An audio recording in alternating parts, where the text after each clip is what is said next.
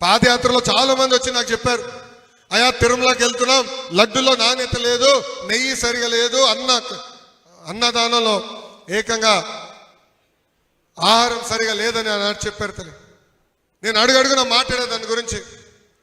అందుకే చంద్రబాబు నాయుడు గారు కొత్త అధికారి నియమించిన వెంటనే గీ పైన పరీక్షలు, నెయ్యి పైన పరీక్షలు నిర్వహిస్తే దాంట్లో ఏకంగా పంది కొవ్వు, చేప నూనె, ఇలా అన్ని పదార్థాలు.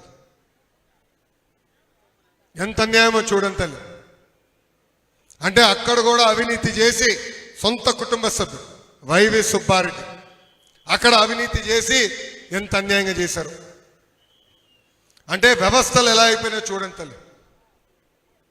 ఇప్పుడు పవిత్రమైన బాధ్యత మా పైన ఉంది తల్లి. 175 నియోజకవర్గాల్లో ఆంధ్ర రాష్ట్ర ప్రజలు 164 స్థానాలు ఎన్డీఏ ప్రభుత్వానికి ఇచ్చారు తల్లి.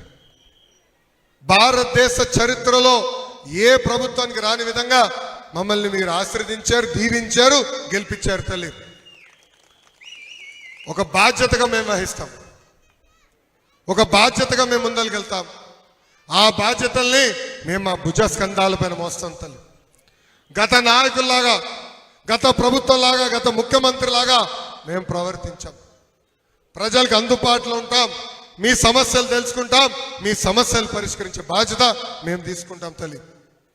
అమ్మ, ఆనాడు ఊరూరు వచ్చాం, వీధి వీధి తిరిగాం, ప్రతి గడప తొక్కాం.